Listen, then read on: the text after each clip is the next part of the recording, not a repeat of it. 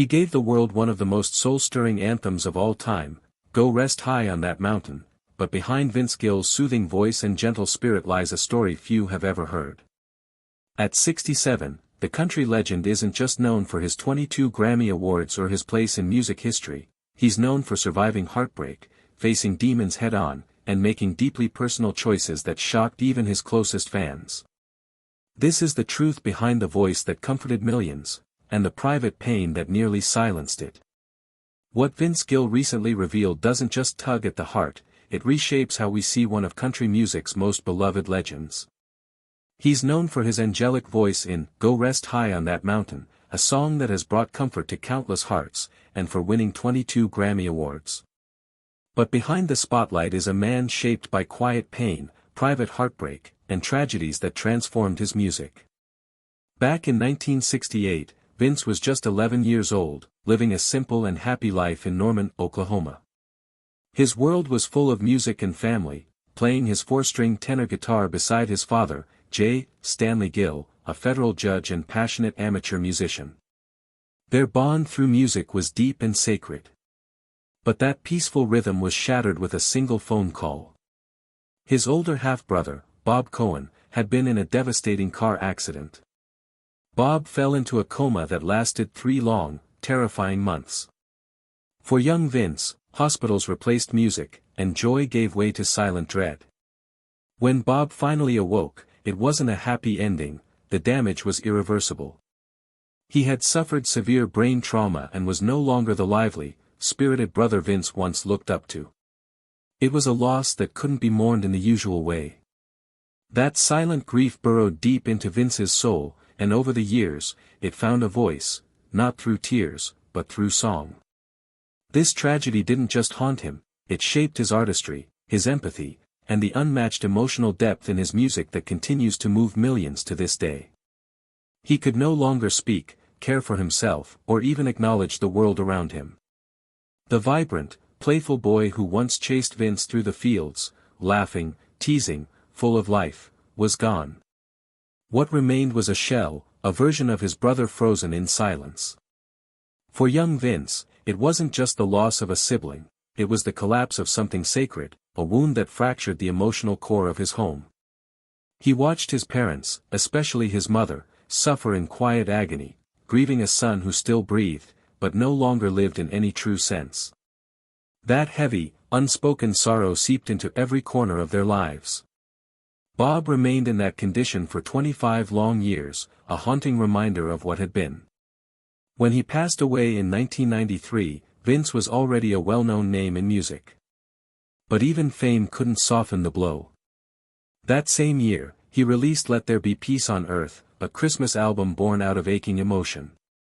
One song on it, It Won't Be the Same This Year, was a raw and deeply personal tribute, a heartbreaking acknowledgement of loss that had begun decades before Bob's death.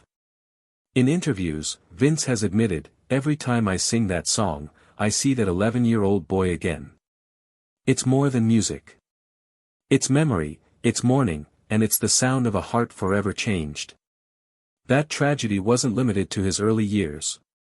It shaped the sensitivity in his voice, shaped his soul, and gave his songs a depth that no amount of money or fame could ever create.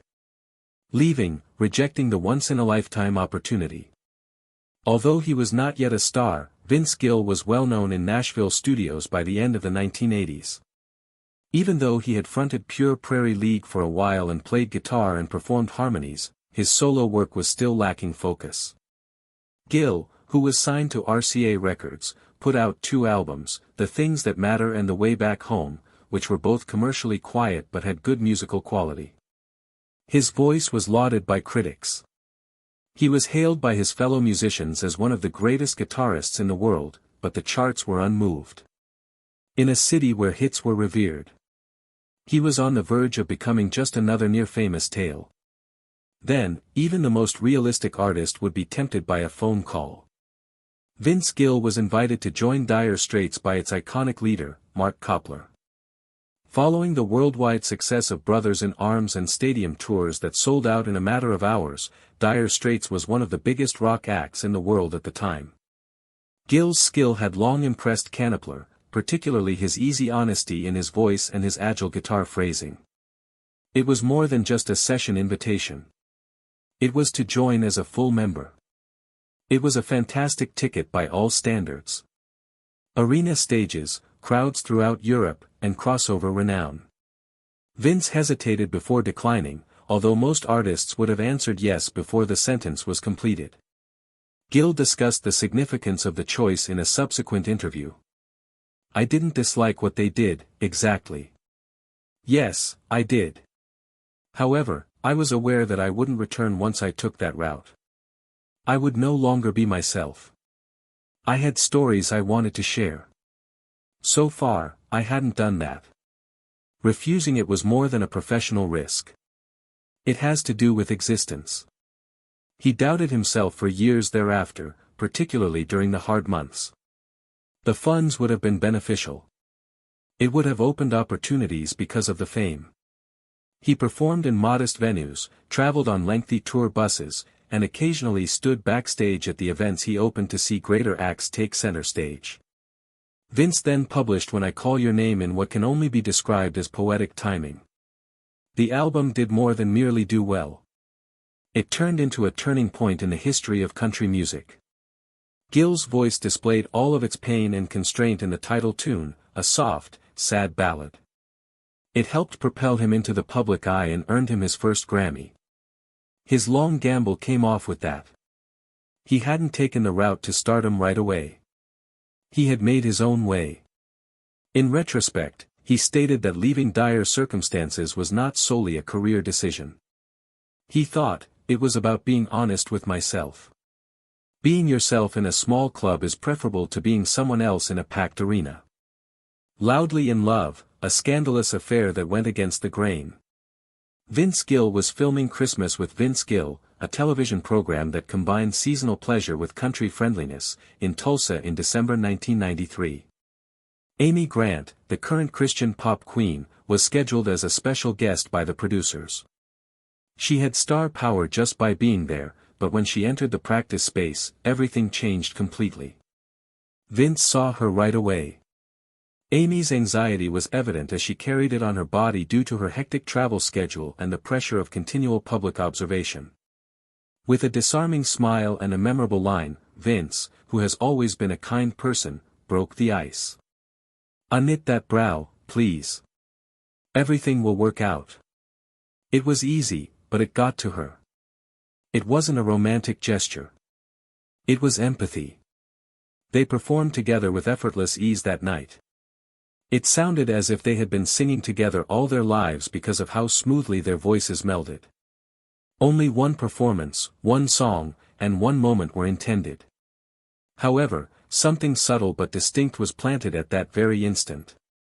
They reconnected for other holiday shows throughout the ensuing years. Amy then asked Vince to join her on a duet for her next album. The song was called House of Love, and although the lyrics hinted at romance, the true plot was developing in the background. Amy and Vince were both married at the time.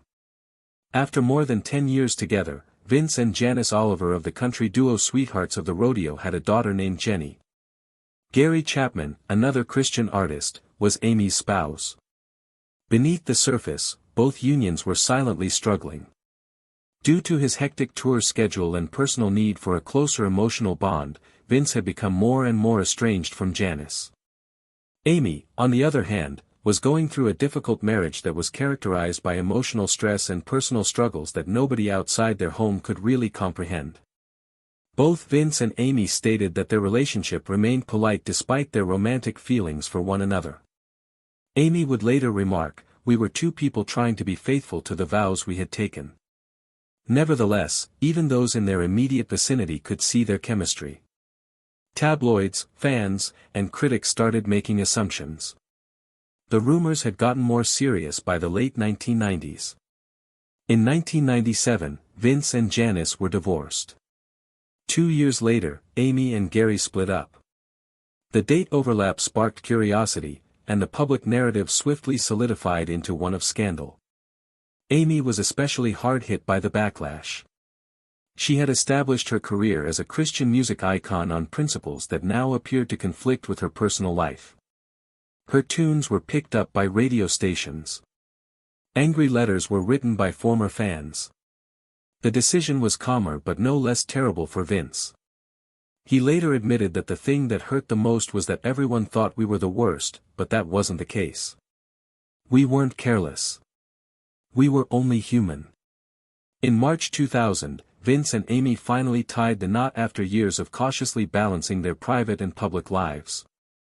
About 100 close friends and family members attended the ceremony, which took place at his house just outside of Nashville beneath the early spring skies. It was very emotional, important, and personal. Vince stood next to Amy, who was wearing a plain white dress, not as a country music star or a symbol of controversy, but as a guy who had patiently and silently waited for the perfect time, standing tall, joining the Eagles, and dealing with the criticism. The world grieved not only for Glenn Frey when he died in January 2016, but also for what his absence meant. Frey was more than just an Eagles co-founder. Since 1971, his presence, voice, and creative anchor have shaped the band's identity. Don Henley explained. Without the man who founded the band, I don't see how we could go out and perform. For a brief instant, it seemed as though that period of music history had come to an end. However, grieving cleared the path for something unexpected, as it frequently does. Fans were unaware at the time that Vince Gill had long loved the Eagles as a fellow musician on a similar road, not merely as a listener. Gill got an inside look at the Eagles' inner workings long before any collaboration began because Vince and Glenn Frey had actually shared a manager, Larry Fitzgerald, during the band's initial dissolution in the 1980s. Been taken into account.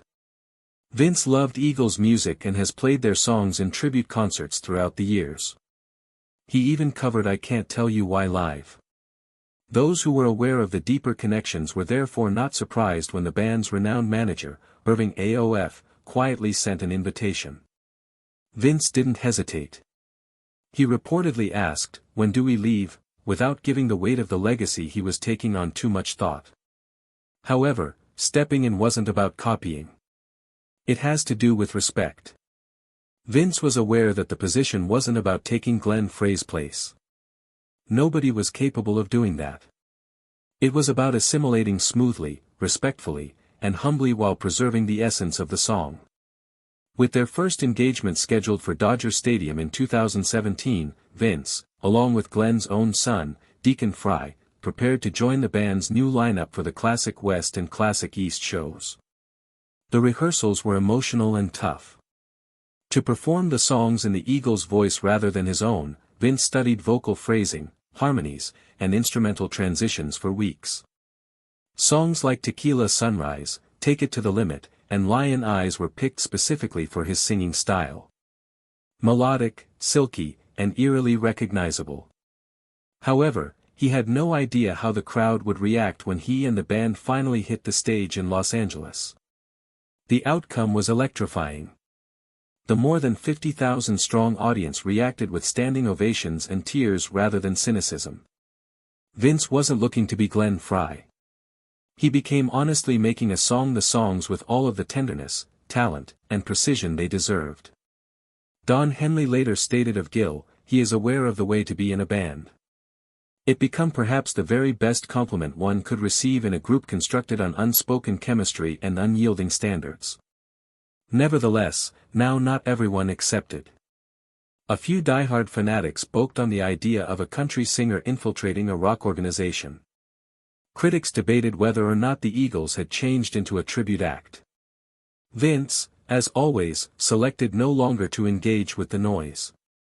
"I understand it, however for me it is approximately honoring Glenn, honoring this song and keeping it alive for individuals who adore it," he advised Rolling Stone in an extraordinary interview. Weathering the storm, illness, caregiving, and charm below pressure.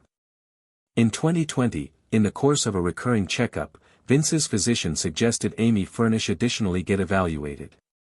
That casual recommendation caused a lifestyles-altering discovery. Amy had an extraordinary congenital heart illness, partial anomalous pulmonary venous return, PAPVR. She would need open-heart surgical operation and she'd want it soon. The operation was a success, however recuperation changed into long and hard, complex via the COVID-19 pandemic that stored Vince from her health center room for days. While in the end allowed to visit, he dropped the whole lot to be through her aspect. He changed into their maintaining me up, never letting me sense alone, Amy later stated in Humans magazine. His consistent love carried her through the healing technique. But 2 years later, in July 2022, life struck once more. Amy fell off her motorcycle close to a Nashville golf course, suffering a disturbing brain damage. She changed into unconscious for numerous minutes. No matter carrying a helmet, she faced a long avenue to recuperation. Impaired memory, stability troubles, and lingering pain. Vince Can led 3 concerts immediately. No degree topics greater than seeing her nicely again, he stated. Through it all, he became caregiver, cheerleader, and protector. His antique music, While My Amy Prays, first of all launched years in advance, resurfaced as a non-public anthem, a tribute to her faith, strength, and their unbreakable bond. Those reports didn't just take a look at his love, they deepened it. Writing the Truth, reinventing his track at 67. With decades inside the industry and shelves complete of awards, most artists might be content material to coast. But Vince Gill remains stressed. At 67, he is not writing to chart. He's writing to heal, to mirror, to do not forget. I'm writing the satisfactory songs of my existence now, he stated in a 2023 interview. But they're now not the ones so that it will pinnacle the charts. They may be those that count. That ethos runs through Forever Changed, a haunting 2019 ballad inspired with the aid of a story of youth abuse. Together with his signature excessive tenor, he narrates pain no longer his own but intimately felt. Track is how I help others experience much less alone. He defined the vulnerability of that music in others like Worlds Apart and My Type of Female, My Sort of Man proves his artistry has only deepened with time. Vince's songwriting these days is rooted in observation, not judgment. He watches existence spread, its losses, its quiet joys, and translates the one's moments into music that speaks without shouting. He's turned down commercial shortcuts, embraced younger collaborators, and observed pleasure in surely playing. He isn't always chasing his beyond. He's writing his fact inside the gift. Through tragedy, redemption, reinvention, and devotion, Vince Gill has verified that silence would not mean avoidance. It may suggest reflection. And when he ultimately chooses to talk, it is with an intensity earned best via dwelling. Which Vince Gill tune has stayed with you the longest? Allow us to know in the comments. We'd love to listen your mind. And if this tale moved you, please like this video, proportion it with others, and subscribe for more powerful memories from the coronary heart of